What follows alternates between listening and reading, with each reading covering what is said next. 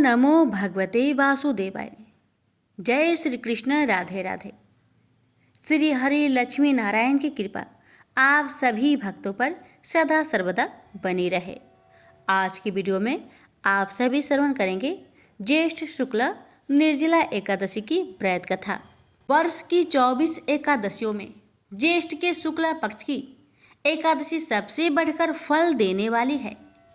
इस एकादशी का व्रत रखने से ही वर्ष भर की एकादशियों के व्रत का फल प्राप्त हो जाता है। इस एकादशी में एकादशी के सूर्योदय से द्वादशी के सूर्योदय तक जल भी न ग्रहण करने का विधान होने के कारण इसे निर्जला एकादशी कहते हैं। ज्येष्ठ मास में दिन बहुत बड़े होते हैं और प्यास भी अधिक लगती है। ऐसी दशा में इतना कठिन व्रत रखना सचमुच बड़ी साधना का काम है। इस एकादशी के दिन अपनी शक्ति और सामर्थ्य अनुसार ब्राह्मणों को अनाज, वस्त्र, छतरी, फल, जल से भरे कलश और दक्षिणा देने का विधान है। सभी व्यक्ति प्राय मिट्टी के घड़े अथवा सुराहियों, पंखों और अनाज का दान तो करते ही हैं। आज के दिन मीठे शरबत का प्याव भी लगवाते हैं। अब आइए प्यारे भक्तगणों, हम जानते हैं एकादशी व्रत के विशेष नियम के बारे में और फिर श्रवण करेंगे निर्जला एकादशी व्रत की महात्म्य कथा। एकादशी व्रत करने वालों को दशमी की रात्रि को पूर्व ब्रह्मचर्य का पालन करना चाहिए तथा भोग विलास से दूर रहना चाहिए। एकादशी का व्रत उपवास करने वालों को दशमी के दिन मांस, लहसुन, प्याज, मसूर की दाल आदि निषेध वस्तुओं का सेवन नहीं करना चाहिए। एकादशी के दिन प्रातः लकड़ी का दातुन न करें। नींबू, जामुन या आम के पत्ते लेकर चबा ले और अंगुली से कंठ साफ कर ले। वृक्ष से पत्ते तोड़ना भी वर्जित है, अतः स्वयं गिरा हुआ पत्ता लेकर सेवन करें। यदि संभव न हो तो पानी से 12 बार कुल्ले कर ले। फिर स्नान आदि कर मंदिर में जाकर गीता पाठ करें या पुरोहित जी से गीता पाठ का श्रवण करें। फिर प्रभु के सामने इस प्रकार प्रण करना चाहिए कि आज मैं चोर, पाखंडी और दुराचारी मनुष्य से बात नहीं करूँगा और ना ही किसी का दिल दुखाऊंगा। रात्रि को जागरण कर कीर्तन करूँगा। तत्पश्चात ओम नमो भगवते वासुदेवाय इस द्वादश मंत्र का जाप करें। राम, कृष्ण, नारायण आदि विष्णु के सहस्त्र नाम को कंठ का भूषण बनाए। भगवान विष्णु का स्मरण कर प्रार्थना करे और कहे, हे त्रिलोकीनाथ, मेरी लाज आपके हाथ है, अतः मुझे इस प्रण को पूरा करने की शक्ति प्रदान करना। क्रोध नहीं करते हुए मधुर वचन बोलना चाहिए। यदि भूलवश किसी निंदक से बात कर भी ली तो भगवान सूर्य नारायण के दर्शन कर धूप दीप से श्री हरि की पूजा कर क्षमा मांग लेना चाहिए। एकादशी के दिन घर में झाड़ू नहीं लगाना चाहिए, क्योंकि चींटी आदि सूक्ष्म जीवों की मृत्यु का भय रहता है। इस दिन बाल नहीं कटवाना चाहिए, न ही अधिक बोलना चाहिए। अधिक बोलने से मुख से न बोलने वाले शब्द भी निकल जाते हैं। इस दिन यथाशक्ति दान करना चाहिए, किंतु स्वयं किसी का दिया हुआ अन्न आदि कदापि ग्रहण ना करे। दशमी के साथ मिली हुई एकादशी वृद्ध मानी जाती है। वैष्णवों को योग द्वादशी मिली हुई एकादशी का व्रत करना चाहिए। त्रयोदशी आने से पूर्व व्रत का पारण करें। एकादशी यानी 11 के दिन व्रतधारी व्यक्ति को गाजर, सलगम, गोभी, पालक इत्यादि का सेवन नहीं करना चाहिए। केला, आम, अंगूर, बादाम, पिस्ता इत्यादि अमृत फलों के सेवन करें। प्रत्येक वस्तु प्रभु को भोग लगाकर तथा तुलसी दल छोड़कर ग्रहण करना चाहिए। द्वादशी के दिन ब्राह्मणों को मिष्टान दक्षिणा देना चाहिए। इस व्रत को करने से जीवन के सारे कष्ट समाप्त हो जाते हैं और उपवास करने वाला दिव्य फल प्राप्त करता है।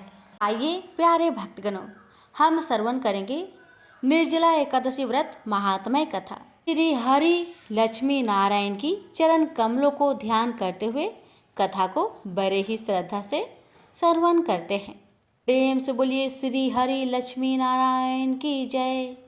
भीमसेन बोले कि हे पितामह, भ्राता युधिष्ठिर, माता कुंती, द्रौपदी, अर्जुन, नकुल और सहदेव आदि एकादशी के दिन व्रत करते हैं और मुझसे एकादशी के दिन अन्न खाने को मना करते हैं। मैं उनसे कहता हूँ कि भाई, मैं भक्ति पूर्वक भगवान की पूजा कर सकता हूँ और दान दे सकता हूँ, परंतु मैं एकादशी के दिन भूखा नहीं रह सकता हूँ। इस पर व्यास जी बोले, हे भीमसेन, यदि तुम नरक को बुरा और स्वर्ग को अच्छा समझते हो तो प्रत्येक माह की दोनों एकादशियों को अन्न ना खाया करो। इस पर भीमसेन बोले, हे पितामह, आपसे प्रथम कह चुका हूँ कि मैं एक दिन एक समय भी भोजन किए बिना नहीं रह सकता। फिर मेरे लिए पूरे दिन का उपवास करना तो कठिन है। मेरे पेट में अग्नि का वास है, जो अधिक अन्न खाने पर शांति होती है, और मैं प्रयत्न करूं तो एक व्रत अवश्य कर सकता हूँ। अतः आप मुझे कोई एक ऐसा व्रत बतलाइए जिससे मुझे स्वर्ग की प्राप्ति हो। व्यास जी बोले कि हे वायुपुत्र, बड़े बड़े ऋषि और महर्षियों ने बहुत से शास्त्र आदि बनाए हैं। यदि कलयुग में मनुष्य उनका आचरण करे तो अवश्य ही मुक्ति को प्राप्त होता है। उसमें धन बहुत खर्च होता है। उनमें से जो पुराणों का सार है उसे कहता हूँ कि मनुष्य को दोनों पक्षों की एकादशी का व्रत करना चाहिए। इससे उन्हें स्वर्ग की प्राप्ति होती है। काशी बोले, हे भीमसेन, कृष्ण और मिथुन संक्रांति के मध्य में ज्येष्ठ मास की शुक्ला पक्ष की एकादशी होती है। उसका निर्जल व्रत करना चाहिए। इस एकादशी के व्रत में स्नान और आचमन में जल वर्जित नहीं है, लेकिन आचमन में 6 माह से जल से अधिक जल नहीं लेना चाहिए। इस आचमन से शरीर की शुद्धि हो जाती है। आचमन में 6 मासे से अधिक जल मद्यपान के समान है। इस दिन भोजन नहीं करना चाहिए, क्योंकि भोजन करने से व्रत नष्ट हो जाता है। यदि सूर्योदय से सूर्य अस्त तक मनुष्य जलपान न करे तो उससे 12 एकादशी के फल की प्राप्ति होती है। द्वादशी के दिन सूर्योदय से पहले ही उठना चाहिए।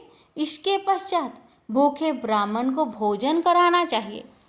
तत्पश्चात स्वयं भोजन करना चाहिए। इसका फल 1 वर्ष संपूर्ण एकादशियों के फल के बराबर है। हे भीमसेन, स्वयं भगवान ने मुझसे कहा था कि इस एकादशी का पुण्य समस्त तीर्थों और दानों के बराबर है। एक दिन निर्जला रहने से मनुष्य पापों से मुक्त हो जाता है। जो मनुष्य निर्जला एकादशी का व्रत करते हैं उनको मृत्यु समय भयानक यमदूत नहीं दिखाई देते। उस समय भगवान विष्णु के दूत स्वर्ग से आते हैं और उसको पुष्पक विमान पर बैठाकर स्वर्ग को ले जाते हैं। अतः संसार में सबसे श्रेष्ठ निर्जला एकादशी का व्रत है। अतः यत्नपूर्वक इस एकादशी का निर्जल व्रत करना चाहिए। उस दिन ओम नमो भगवते वासुदेवाय मंत्र का उच्चारण करना चाहिए। उस दिन गौदान करना चाहिए। व्यास देव जी के ऐसे वचन सुनकर उसने निर्जला व्रत किया। इस एकादशी को भीमसेन या पांडव एकादशी भी कहते हैं। निर्जल व्रत करने से पहले भगवान की पूजा करनी चाहिए और उनसे विनय करनी चाहिए कि हे भगवान, आज मैं निर्जला व्रत करता हूँ, उसके दूसरे दिन भोजन करूँगा। मैं इस व्रत को श्रद्धापूर्वक करूँगा, उससे मेरे सब पाप नष्ट हो जाए। इस दिन एक बड़े वस्त्र से ढककर स्वर्ण सहित दान करना चाहिए। जो मनुष्य इस व्रत के प्रहर में स्नान तप आदि करते हैं उनको करोड़ फल स्वर्ण दान का फल मिलता है। जो मनुष्य इस दिन यज्ञ होम आदि करते हैं उसका फल वर्णन भी नहीं हो सकता। इस निर्जला एकादशी के व्रत से मनुष्य विष्णु लोक को जाता है। जो मनुष्य इसी दिन अन्न खाते हैं उसे चांडाल समझना चाहिए, वे अंत नरक में जाते हैं। ब्रह्म हत्यारे, मद्यपान करने वाले, चोरी करने वाले, गुरु से देश करने वाले, असत्य बोलने वाले इस व्रत को करने से स्वर्ग को जाते हैं। हे कुंती, जो पुरुष या स्त्री इस व्रत को श्रद्धा पूर्वक करते हैं उनके निम्नलिखित कर्तव्य है। उन्हें सर्वप्रथम विष्णु भगवान की पूजा करनी चाहिए, तत्पश्चात गौदान करना चाहिए। उस दिन ब्राह्मणों को दक्षिणा, मिष्टान आदि देना चाहिए। निर्जला के दिन अन्न, वस्त्र, छत्र, उपहान आदि का दान करना चाहिए। जो मनुष्य इस कथा को प्रेम पूर्वक सुनते वह पढ़ते हैं उसको स्वर्ग की प्राप्ति होती है। प्रेम से बोलिए लक्ष्मी नारायण की जय। कथा को लाइक शेयर करना ना भूले। लक्ष्मी नारायण आप सभी की मनोरथ को पूर्ण करे। शालिग्राम भगवान जी की कथा। एक बुढ़िया माई थी, उसके शालिग्राम जी का सेवा करने का नियम था। जब बैसाख का महीना आया वो पुष्कर स्नान करने का विचार कर अपनी पड़ोसन से बोली, बहन मैं पुष्कर स्नान करने जा रही हूँ, तुम मेरे शालिग्राम जी को अपने पास रख लो। पड़ोसन बोली, रख तो लूंगी लेकिन मुझे शालिग्राम जी की सेवा पूजा करना नहीं आता, मगर मुझे बता दो तो मैं वैसे पूजा कर लूंगी। बुढ़िया माई बोली, बहन सवेरे इनको उठाना, एक लोटा जल भरकर लाना, आते समय बगीचे से फूल तुलसी लाना, भगवान को जल व कच्चे दूध से नहलाना, चंदन लगाकर पुष्प तुलसी चढ़ाना, दूध का भोग लगाना, दोपहर को रसोई में जो भी बने उसका भोग लगाना, शाम को दिया जलाना, ऐसी सेवा पूजा करना। यह कहकर वह चली गई। अब तो बेचारी पड़ोसन भगवान को भोग लगाए पर भगवान तो जिमते ही नहीं, दूध पिया ही नहीं। ये देख पड़ोसन बड़ी चिंता में पड़ गई और बोली, भगवान आपकी मालकिन आएगी तो कहेगी मेरे भगवान तो दुबला हो गए हैं, अभी 1 महीना है, आप जिम लीजिए वरना मैं भी भूखी बैठी रहूंगी। भगवान ने सोचा अब तो दर्शन देना ही पड़ेगा। छोटा सा मोर मुकुट पीताम्बर धारी रूप लपेटकर पाटे पर बैठ गए और भोग को ग्रहण कर लिया, दूध भी पी लिया और जिम भी लिया। रोज अब ऐसा ही होता रहा। एक दिन भगवान ने कहा, मैं गाय चराने जा रहा हूँ। तो पड़ोसन बोली, थोड़े दिन और रुक जाइए। क्यों जा रहे हैं? पर भगवान नहीं माने। हाथ में सोने की लाठी, कंधे पर हीरे मोती का पीताम्बर डाल गाय चराने जाते। महीना बीता, बुढ़िया माई घर आई। स्नान ध्यान से निपटकर सोचा अपने शालिग्राम जी को ले आऊं। पड़ोसन के पास लेने गई तो पड़ोसन बोली, शालिग्राम जी शाम को आएंगे तब ले जाना। बुढ़िया शालिग्राम जी के लिए जिद करने लगी और झगड़ा हो गया और आसपास के लोग भी इकट्ठे हो गए। तो पड़ोसन बोली, कोई बुढ़िया को समझाओ, 1 महीना इसने निकाल दिया, वैसे शाम तक सब्र करे। बुढ़िया धरना देकर बैठ गई। शाम पड़े भगवान आए। गाय उनकी जगह छोड़ भगवान मंदिर में विराज गए। पड़ोसन बूढ़ी से बोली, ले जाओ तुम्हारे भगवान, और भगवान से बोली, भगवान इस बुढ़िया को भी अपना रूप दिखा दो, ना ये मुझ पर विश्वास नहीं करेगी। भगवान ने मोर मुकुट पीताम्बर धर हाथ में सोने की लाठी लेकर दर्शन दिए। यह माई शालिग्राम भगवान की ये स्वरूप देखकर धन्य धन्य हो गई। ये शालिग्राम भगवान, जैसे आपने अपने भोले भक्तों को दर्शन दिया, वैसे आपकी कथा कहने वाले, सुनने वाले, हुक्कारे भरने वाले सभी पर अपनी कृपा सदा बरसाए रखना। प्रेम से बोलिए शालिग्राम भगवान की जय। लक्ष्मी माता की कहानी। एक बार लक्ष्मी जी ने मनोहर रूप यानी बहुत ही अद्भुत रूप धारण करके गायों के एक झुंड में प्रवेश कर लिया और उनके इस सुंदर रूप को देखकर गायों ने पूछा कि देवी, आप कौन हैं और कहाँ से आई हैं? गायों ने ये भी कहा कि आप पृथ्वी की अनुपम सुंदरी लग रही हो। तब गायों ने एकदम से कहा कि सच सच बताओ, आखिर तुम कौन हो और तुम्हें कहाँ जाना है? तब लक्ष्मी जी ने विनम्रता से गायों से कहा कि तुम्हारा कल्याण हो। असल में मैं इस जगत में अर्थात संसार में लक्ष्मी के नाम से प्रसिद्ध हूँ और सारा जगत मेरी कामना करता है, मुझे ही पाना चाहता है। मैंने दैत्यों को छोड़ दिया था और इसलिए वे सदा के लिए नष्ट हो गए।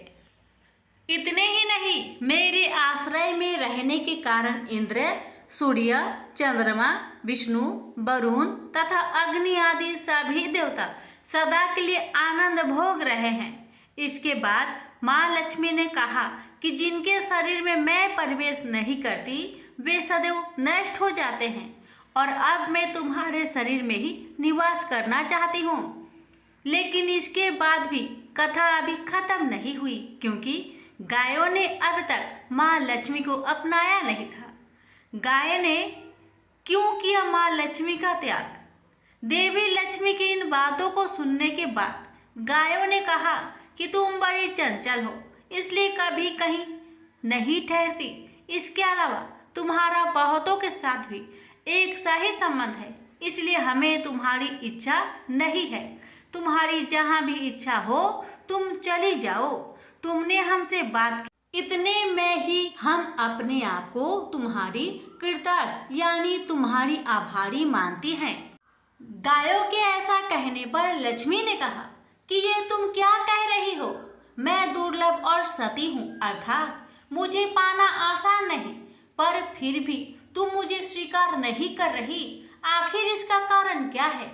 यहाँ तक कि देवता, दानव, मनुष्य आदि सब कठोर तपस्या करके मेरी सेवा का सौभाग्य प्राप्त करते हैं, अतः तुम भी मुझे स्वीकार करो। वैसे भी इस संसार में ऐसा कोई नहीं जो मेरा अपमान करता हो। ये सब सुनकर गायों ने कहा कि हम तुम्हारा अपमान या अनादर नहीं कर रहे, केवल तुम्हारा त्याग कर रहे हैं, और वह सिर्फ इसलिए क्योंकि तुम्हारा मन बहुत चंचल है।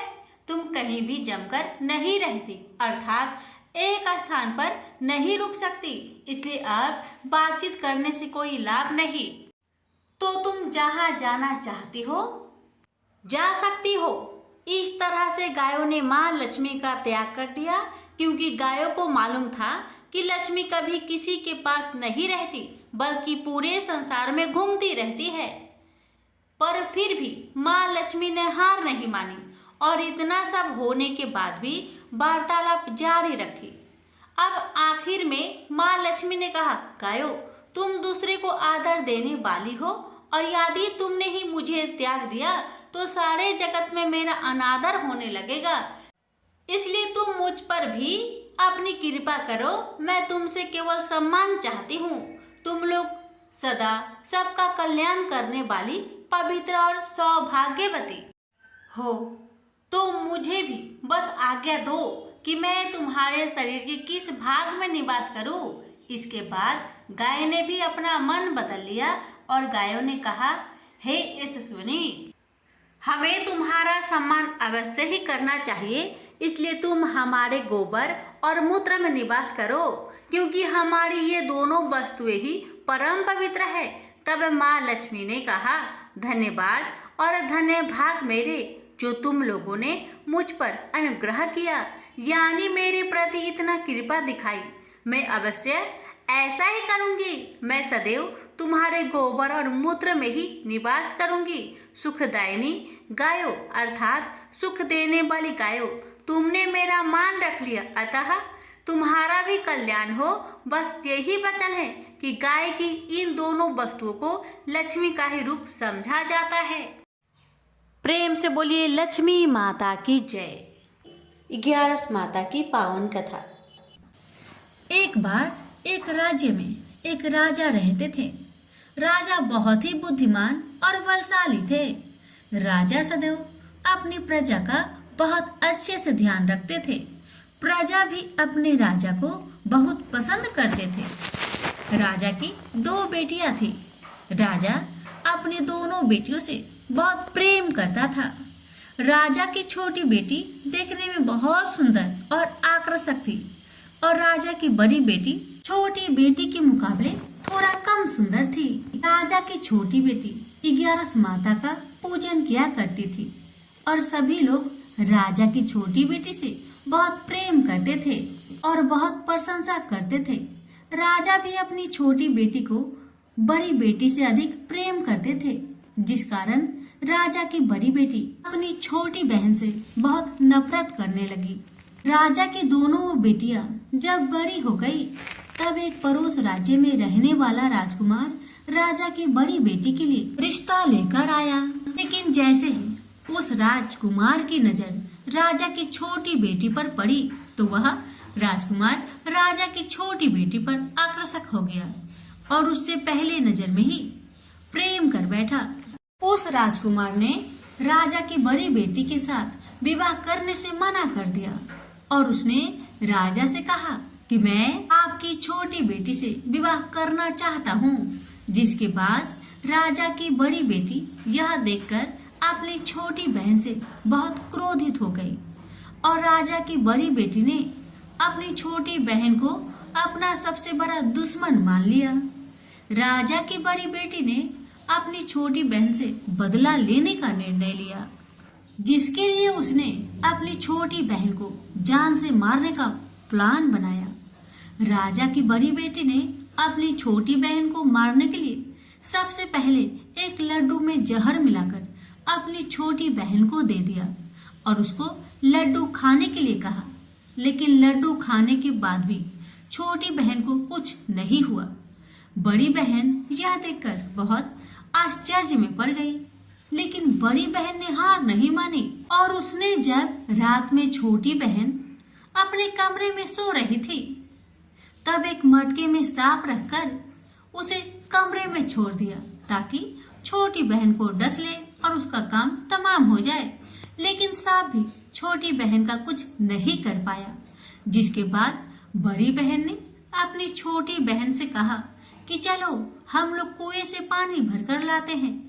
जिसके लिए वह छोटी बहन को पानी भरने के बहाने कुएं के पास ले गई और उसने अपनी छोटी बहन को कुएं में धक्का दे दिया। लेकिन 11 माता की कृपा से छोटी बहन को तब भी कुछ नहीं हुआ, क्योंकि हर बार 11 माता उसकी रक्षा कर रही थी। और उधर बड़ी बहन अपने सारे प्रयासों के बाद असफल हो रही थी, जिससे वह बहुत क्रोधित हो जा रही थी। फिर उसने अपनी छोटी बहन के पास जाकर उससे खुद पूछा कि मेरी छोटी बहन, तुमको पता है भगवान ने सबकी मृत्यु एक निश्चित समय पर लिखी हुई है और कैसे तुम्हारी मृत्यु होगी, क्या यह तुम जानती हो? तब छोटी बहन ने अपनी बड़ी बहन को बताया कि हाँ, मैं जानती हूँ मेरी मृत्यु कैसे होगी।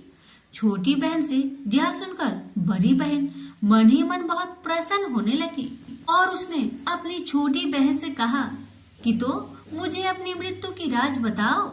छोटी बहन ने अपनी बड़ी बहन से कहा कि मेरी मृत्यु तो एक तोते में है, जो तोते के गले में एक हार है, उसी में मेरा प्राण छुपा हुआ है। जब तक कोई भी व्यक्ति तोते को मारकर वह हार अपने गले में पहनेगा तो मैं मूर्छित हो जाऊंगी, और जैसे ही उस हार को अपने गले से उतारेगा तो मैं वापस जीवित हो जाऊंगी।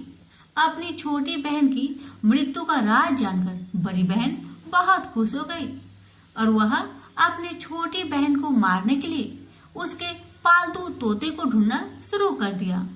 और छोटी बहन को इस बात का आभास तक न हुआ कि कोई उसकी जान लेना चाहता है, जिसके लिए वह अपने पिताजी के पास गई और उसने अपने पिताजी से कहा कि पिताजी, मेरी मृत्यु के बाद आप मुझे जलाइएगा मत, बल्कि आप मुझे अपनी पुरानी हवेली में एक पलंग में लेटाकर छोड़ दीजिएगा। अपनी छोटी लड़की की यह बात सुनकर राजा बहुत आश्चर्य में पड़ गया और उसने अपनी बेटी से पूछा, बेटी तुम यह क्या कह रही हो? तब राजा की छोटी बेटी ने बताया, पिताजी, समय किसी के लिए नहीं रुकता है, कब क्या हो जाए किसी को कुछ पता नहीं है। और फिर राजा ने अपनी छोटी बेटी से कहा कि तुम ऐसी बातें क्यों कर रही हो, 2-3 दिन में तुम्हारा विवाह है। लेकिन छोटी बेटी ने अपने पिताजी को ऐसा करने पर मजबूर कर दिया और उसने वचन ले लिया। राजा ने भी अपनी छोटी बेटी की बात स्वीकार कर ली और 2-3 दिनों के बाद जब शादी का समय आया तब राजकुमार बारात लेकर राजा के घर आया और राजकुमार और राजा की छोटी बेटी का विवाह शुरू हो गया। जैसे ही राजा की छोटी बेटी राजकुमार के साथ फेरे लेना शुरू करती है तो उसकी बड़ी बहन अपनी छोटी बहन के कमरे में जाकर उसके तोते को पकड़ लेती है और उसको जान से मार देती है। तोते के गले में जो हार था उसको अपने गले में धारण कर लेती है। जैसे ही बड़ी बहन उस हार को अपने गले में धारण करती है तो उधर छोटी बहन 3.5 ही फेरे ले पाती है और वह फिर बेहोश होकर गिर जाती है। जिसके बाद राजा ने बड़े बड़े हकीमों को बुलवाया और अपनी छोटी बेटी का इलाज करने के लिए कहा। राजा की बात सुनकर वैद्य ने छोटी बेटी को जब चेक किया, राजा को बताया कि आपकी छोटी बेटी ना तो जीवित है और ना मरी हुई है। यह मैं ऐसी पहली बार देख रहा हूँ। राजा ने वैद्य और हकीम को ये बात बाहर बताने से मना कर दिया कि अगर तुमने यह बात किसी को बाहर बताई तो मैं तुम्हें फांसी दे दूंगा। राजा ने ऐसे दोनों को धमकाया। राजा ने अपनी छोटी बेटी को पुराने महल में जाकर एक पलंग में लेटा दिया और वहां पर कुछ सैनिक को तैनात कर दिया। वापस अपने महल पर आ गया। राजा की बड़ी बेटी अपनी पिताजी के पास आई और कहने लगी, पिताजी, अगर यह शादी संपन्न नहीं हुई तो आपकी इज्जत का क्या होगा? आप कहे तो मैं आपकी इज्जत बचाने के लिए राजकुमार से शादी करने के लिए तैयार हूँ। जिसके बाद राजा ने अपनी बड़ी बेटी की बात मान ली और राजा ने बड़ी बेटी को छोटी बेटी के कपड़े पहनाकर मंडप पर भेज दिया। लेकिन राजकुमार यह जान गया कि यह राजा की छोटी बेटी नहीं बल्कि बड़ी बेटी है। लेकिन जब राजकुमार ने शादी करने से मना किया तो सभी लोग ने राजकुमार को विवश करके राजा की बड़ी बेटी से बचे हुए फेरे संपन्न करा दिए और विवाह करवा दिया। जिसके बाद राजकुमार राजा की बड़ी बेटी को अपने महल ले गया। राजकुमार राजा की बड़ी बेटी से ना तो बात करता था, नहीं उसको पसंद करता था और ना ही उसके आसपास भटकता था। और राजकुमार ने यह फैसला लिया था कि वह अपनी प्रेमिका को ढूंढकर रहेगा और यह जानकर रहेगा कि उसके साथ क्या हुआ है। एक दिन राजकुमार अपने घोड़े पर सवार होकर राजा के पुराने महल के पास पहुंच गया, जहां पर उसने कुछ सैनिकों को देखा।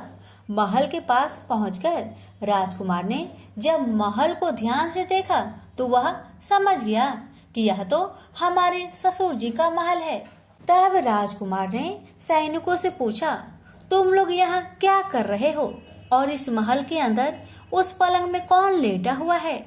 जिसके बाद सैनिकों ने बताया कि यहाँ पर राजा की छोटी बेटी लेटी हुई है। यह सुनकर राजकुमार बहुत प्रसन्न हुआ और चिंतित भी हुआ। वह तुरंत अपनी प्रेमिका के पास पहुँच गया और उसकी सेवा करने लगा। जैसे ही रात हुई तो राजा की छोटी बेटी उठकर खड़ी हो गई।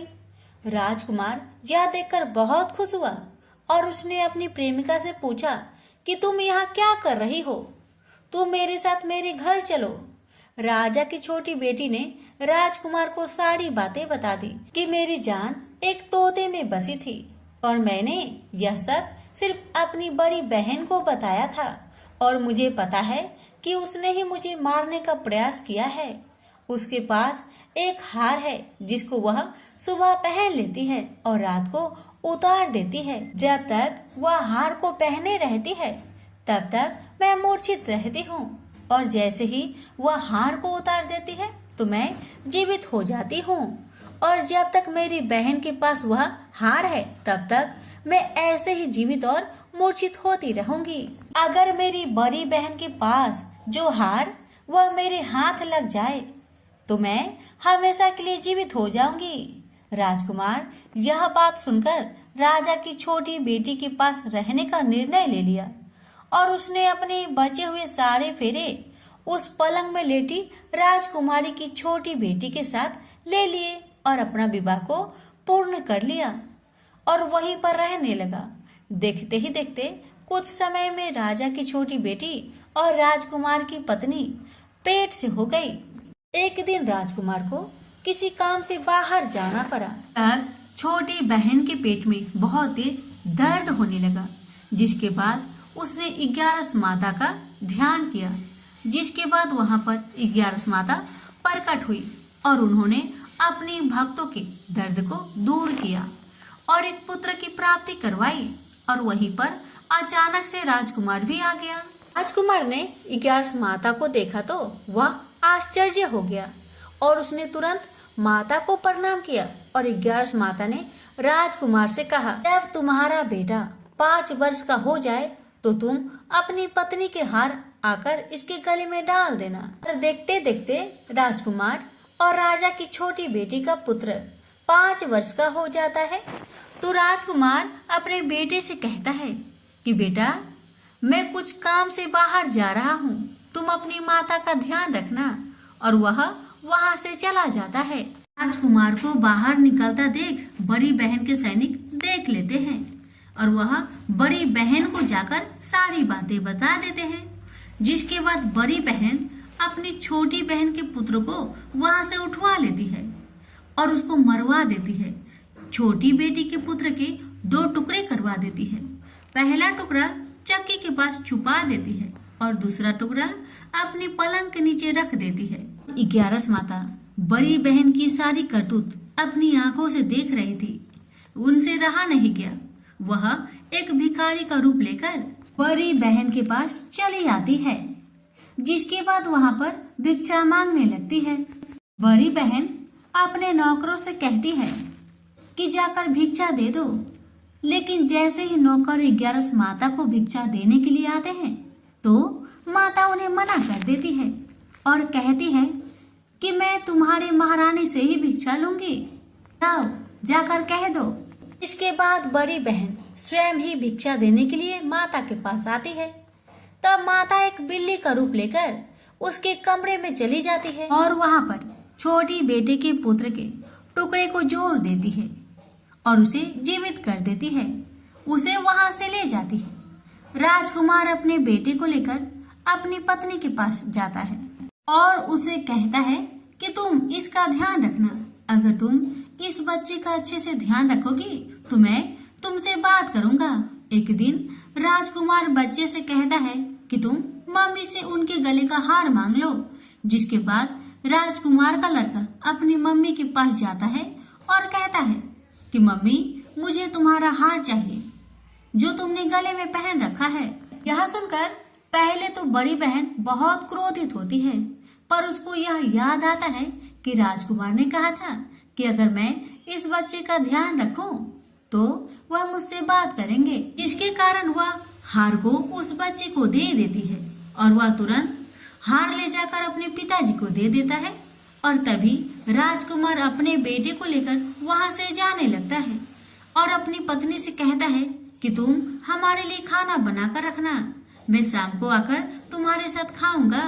और वह अपने बेटे को लेकर वहां से चला जाता है। जिसके बाद वह राजा के पास जाता है और उनको सारी बातें बता देता है।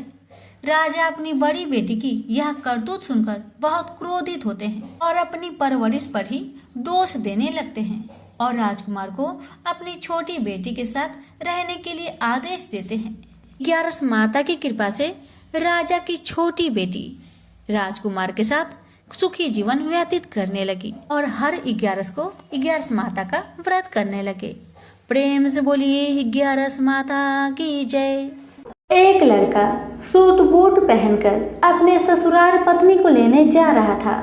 रास्ते में एक गाय कीचड़ में फंसी हुई थी। वह लड़के से कहने लगी कि बेटा, मैं कीचड़ में फंसी हूँ, मुझे हाथ देकर बाहर निकालो। वह कहने लगा, नहीं नहीं, यदि मैं कीचड़ में हाथ डालूंगा तो मेरे कपड़े गंदे हो जाएंगे। मुझे तो अपनी पत्नी को लेने ससुराल जाना है। वह गाय क्रोधित होकर श्राप देती है, अच्छा तुम ससुराल जाओ, तुम वहां पर नहाओगे तो आधा गधा और खाना खाओगे तो पूरा गधा बनोगे। वह ससुराल पहुंच जाता है और उसके साले कहते हैं कि जीजा जी आप नहा धोकर खाना खा लो। तब वह कहता है कि मैं नहीं नहाऊंगा। तब वह कहते हैं ठीक है आप खाना खा लो। तब वह खाने से भी इनकार कर देता है। सब परेशान हो जाते हैं, जीजा ऐसा क्यों कर रहे हैं, ना तो नहा रहे हैं ना ही खाना खा रहे हैं। तब उसकी पत्नी कहती है कि आप क्यों नहीं नहाते या खाते हो।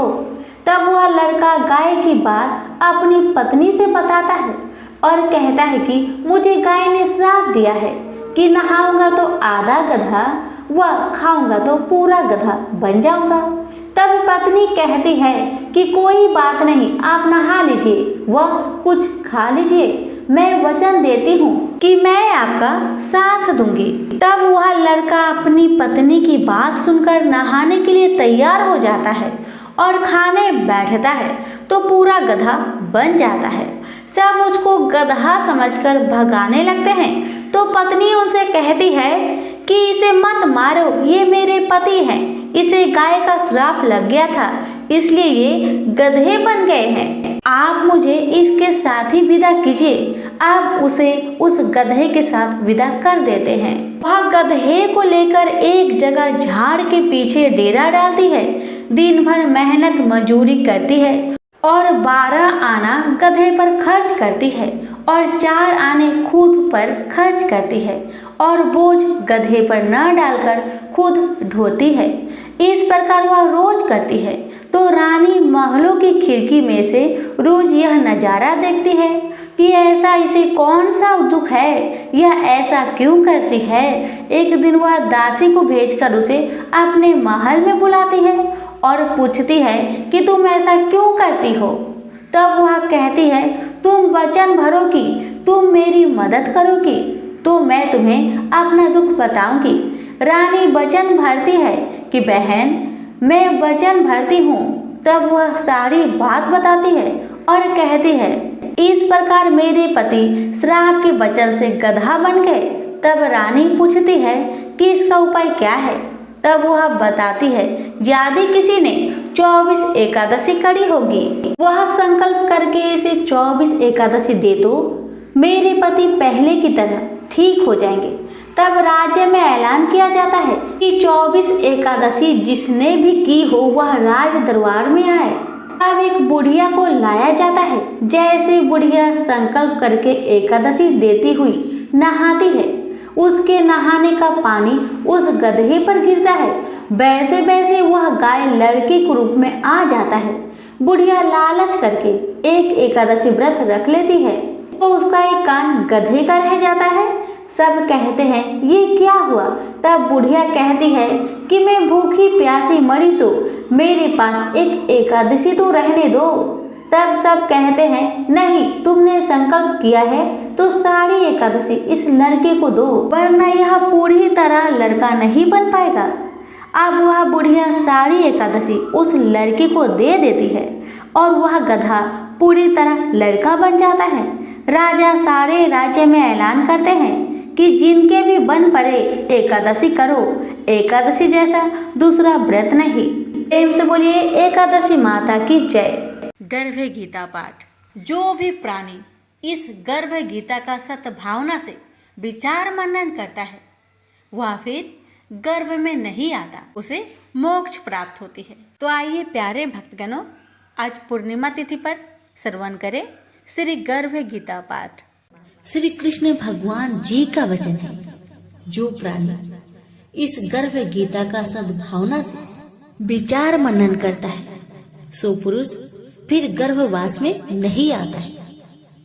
अर्जुन कहते हैं, हे कृष्ण भगवान, यह प्राणी जो गर्भ विषय में आता है सो किस दोष के कारण आता है। हे प्रभु जी, जब यह जन्मता है तब इसको जरा आदि रोग लगते हैं, फिर मृत्यु होती है। हे स्वामी, वह कौन सा कर्म है जिसके करने से जन्म मरण से रहित होते हैं? श्री भगवान बोले, हे अर्जुन, यह मनुष्य जो है सो आंधा मूर्ख है और संसार के साथ प्रीति करता है। यह पदार्थ मैंने पाया है और वह मैं पाऊंगा, ऐसी चिंता इस प्राणी के मन से उतरती नहीं। 8 पहर माया को ही मांगता है। इन बातों को करके बार बार जन्मता और मरता है। वह गर्भ विषय दुख पाता रहता है। अर्जुन कहने लगे, हे श्री कृष्ण भगवान, यह मन हाथी की नाई है, कृष्ण इसकी शक्ति है। यह मन तो 5 के बस में है, काम, क्रोध, लोभ, मोह और अहंकार। इन 5 में अहंकार बहुत बली है। ये कौन सा यत्न है जिससे मन बस में होए? वैसे ही मन रूपी हाथी को बस में करने के लिए ज्ञान रूपी अंकुश है। अहंकार करने से यह जीवन नरक में पड़ता है। अर्जुन कहते हैं, हे भगवान, जो एक आपके नाम के लिए वन खंड में फिरते हैं, एक वैरागी हुए हैं, एक धर्म करते हैं, इनको कैसे जाने? जो वैष्णव है वो कौन है? श्री भगवान कहते हैं, हे अर्जुन, मेरे ही नाम के लिए वनों में फिरते हैं, वह सन्यासी कहते हैं। एक सिर पर जटा बांधते हैं, एक अंग पर भस्म लगाते हैं। उनमें हम नहीं है, क्योंकि इनमें अहंकार है। इससे मेरा दर्शन दुर्लभ है। अर्जुन कहते हैं, हे भगवान, वह कौन सा पाप है जिससे स्त्री की मृत्यु हो जाती है? वह कौन सा पाप है जिससे पुत्र मर जाता है? और नपुंसक कौन से पाप से होते हैं? श्री भगवान कहते हैं, हे अर्जुन, जो किसी से कर्जा लेता है और देता नहीं, इस पाप से औरत मरती है। और जो किसी की अमानत रखी हुई पचा लेता है, उनके पुत्र मर जाते हैं। जो किसी का कार्य किसी के गोचर आए पड़े और वह जवानी कहे कि मैं तेरा कार्य सबसे पहले कर दूंगा, जब समय आए उसका कार्य न करे, इस पाप से नपुंसक होता है। यह बड़े पाप है। अर्जुन कहते हैं, हे भगवान, कौन से पाप से मनुष्य सदैव रोगी रहता है? किस पाप से गधे का जन्म पाता है, स्त्री का जन्म तथा टट्टू का जन्म क्यों कर पाता है, और बिल्ली का जन्म किस पाप से होता है? श्री भगवान कहते हैं, अर्जुन, जो भी मनुष्य कन्यादान करते हैं और इस दान में मूल्य लेते हैं, वो दोषी हैं। वे मनुष्य सदा रोगी रहते हैं। जो विषय विकार के वास्ते मदिरा पान करते हैं, वे टट्टू का जन्म पाते हैं। और जो झूठी गवाही भरते हैं, वह औरत का जन्म पाते हैं। जो रसोई बना के पहले आप भोजन कर लेते हैं और पीछे परमेश्वर को अर्पण करते हैं, तो वे बिल्ली का जन्म पाती है। और जो मनुष्य अपनी झूठी वस्तु दान करते हैं, औरत का जन्म पाते हैं, वह गुलाम औरतें होती हैं। अर्जुन कहते हैं, हे भगवान, कई मनुष्यों को आपने स्वर्ग दिया, सो उन्होंने कौन सा पुण्य किया है? और कई मनुष्यों को आपने हाथी, घोड़ा, रथ दिए हैं, उन्होंने कौन सा पुण्य किया है? श्री भगवान कहते हैं, हे अर्जुन, जिन्होंने स्वर्ण दान किया है, उनको हाथी, घोड़े, वाहन मिलते हैं। जो परमेश्वर के निमित्त कन्यादान करते हैं, सो पुरुष का जन्म पाते हैं। अर्जुन कहते हैं, हे भगवान, जिन पुरुषों के अंदर विचलित शरीर है, उन्होंने कौन सा पुण्य किया है? किसी 2 घर के संपत्ति है, कोई विद्वान है, उन्होंने कौन सा पुण्य किया है? श्री भगवान कहते हैं, हे अर्जुन, जिन्होंने अन्न दान किया है, उनका सुंदर स्वरूप है। जिन्होंने विद्या दान किया है, वह विद्यावान होते हैं। जिन्होंने संतों की सेवा की है, वह पुत्रवान होते हैं। अर्जुन कहते हैं, हे भगवान, किसी को धन से प्रीति है, कोई स्त्रियों से प्रीति करते हैं, इसका क्या कारण है? समझाकर कहिए। श्री भगवान कहते हैं, हे अर्जुन, धन और स्त्री सब नाश रूप है, मेरी भक्ति का नाश नहीं है। अर्जुन कहते हैं, हे भगवान, यह राजपाट किस धर्म के करने से मिलता है? विद्या कौन से धर्म करने से मिलती है? श्री भगवान कहते हैं, हे अर्जुन, जो प्राणी काशी जी में निष्काम भक्ति से तप करते हुए देह त्यागते हैं वह राजा होते हैं, और जो गुरु की सेवा करते हैं सो विद्वान होते हैं। अर्जुन कहते हैं, हे भगवान, किसी को धन अचानक बिना किसी परिश्रम से मिलता है, सो उन्होंने कौन सा पुण्य किया है? श्री भगवान कहते हैं, हे अर्जुन, जिन्होंने गुप्त दान किया है उसको धन अचानक मिलता है। जिसने परमेश्वर निमित्त पराया कार्य संवारा है वह मनुष्य रोग से रहित होते हैं। अर्जुन कहते हैं, हे भगवान, कौन सा पाप से अम्ली होते हैं और कौन से पाप से गूंगे होते हैं और कौन से पाप से कुष्ठी होते हैं? श्री भगवान कहते हैं, हे अर्जुन, जो आदमी नीच कुल की स्त्री से गमन करते हैं सो अम्ली होते हैं।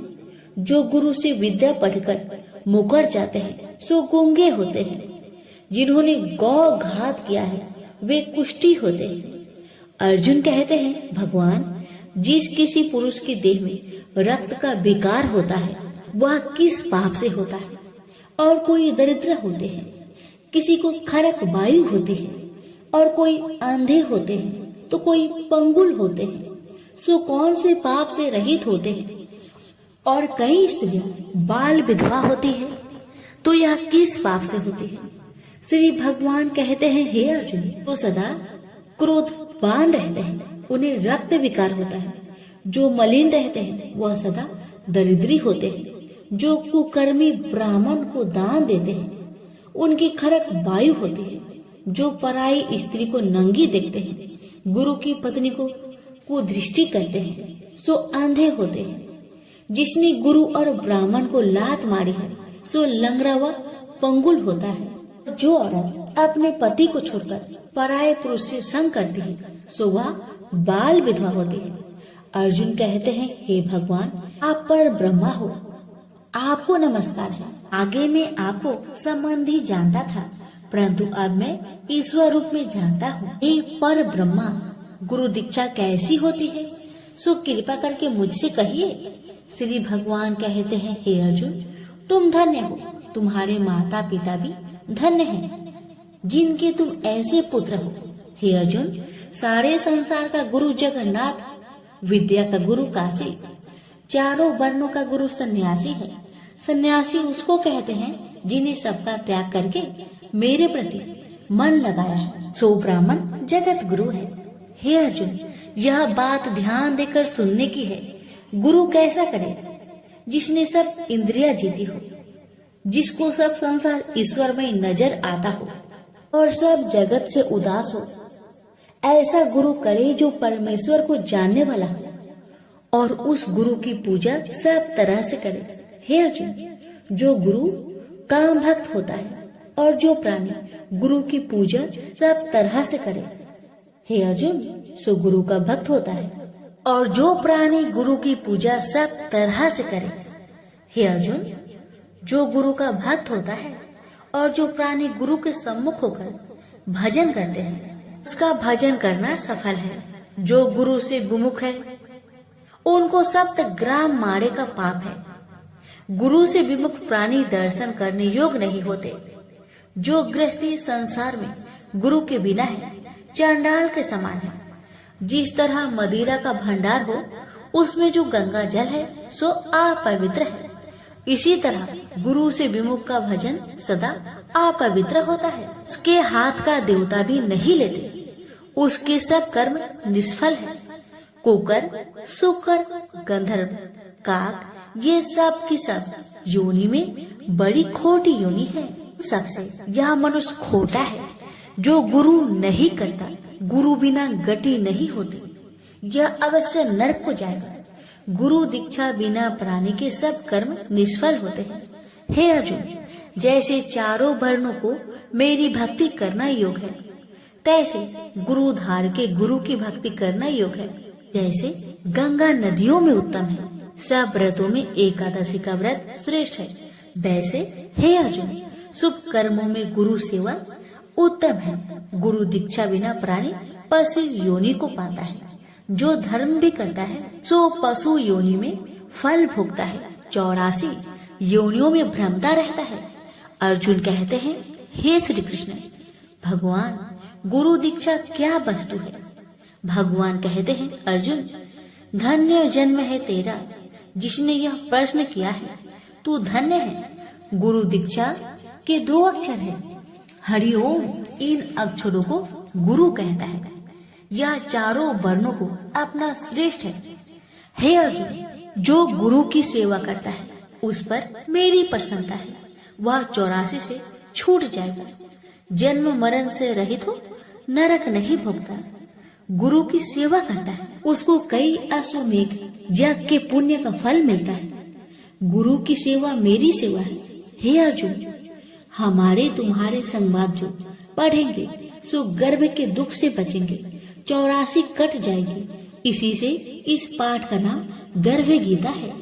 श्री कृष्ण भगवान जी के मुख से अर्जुन ने श्रवण की है, गुरु दीक्षा लेना उत्तम कर्म है। उसका फल है कि नरक से वह 84 से जीव बचा रहता है। भगवान बहुत प्रसन्न होते हैं। प्रेम से बोलिए श्री कृष्ण भगवान की जय। एक लापसी था, एक तपसी था। तपसी हमेशा भगवान की तपस्या में लीन रहता था। लापसी रोजाना 1.25 सेर की लापसी बनाकर भगवान का भोग लगाकर जीम लेता था। एक दिन दोनों लड़ने लगे। लापसी बोला, मैं रोज भगवान की तपस्या करता हूँ इसलिए मैं बड़ा हूँ। लापसी बोला कि मैं रोज भगवान को 1.25 सेर लापसी का भोग लगाता हूँ इसलिए मैं बड़ा हूँ। नारद जी वहां से गुजर रहे थे। दोनों को लड़ता देखकर उनसे पूछा कि क्यों तुम लड़ रहे हो? लापसी ने खुद को बड़ा होने का कारण बताया और तपसी ने अपना कारण बताया।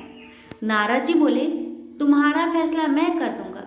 दूसरे दिन लापसी और तपसी नहाकर अपनी रोज की भक्ति करने आए तो नारद जी ने छुपकर 1.25 करोड़ की एक अंगूठी उन दोनों के आगे रख दी। तपसी की नजर जब अंगूठी पर पड़ी तो उसने चुपचाप अंगूठी उठाकर अपने नीचे दबा ली। लापसी की नजर अंगूठी पर पड़ी लेकिन उसने ध्यान नहीं दिया। भगवान को भोग लगाकर लापसी खाने लगा। नारद जी सामने आए तो दोनों ने पूछा कि कौन बड़ा? तो नारद जी ने तपसी को खड़ा होने को कहा। वो खड़ा हुआ तो उसके नीचे दबी अंगूठी दिखाई पड़ी। नारद जी ने तपसी से कहा, तपस्या करने के बाद भी तुम्हारी चोरी करने की आदत नहीं गई, इसलिए लापसी बड़ा है और तुम्हें तुम्हारी तपस्या का कोई भी फल नहीं मिलेगा। तपसी शर्मिंदा होकर माफी मांगने लगा। उसने नारद जी से पूछा, मुझे मेरी तपस्या का फल कैसे मिलेगा? नारद जी ने कहा, यदि कोई गाय और कुत्ते की रोटी नहीं बनाएगा तो फल तुझे मिलेगा। यदि कोई ब्राह्मण को भोजन करवाकर दक्षिणा नहीं देगा तो फल तुझे मिलेगा। यदि कोई साड़ी के साथ ब्लाउज नहीं देगा तो फल तुझे मिलेगा। यदि कोई दिए से दिया जलाएगा तो फल तुझे मिलेगा। यदि कोई सारी कहानी सुने लेकिन तुम्हारी कहानी नहीं सुने तो फल तुझे मिलेगा। उसी दिन से हर व्रत कथा कहानी के साथ लापसी तपसी की कहानी भी सुनी और कही जाती है। प्रेम से बोलिए लक्ष्मी नारायण की जय।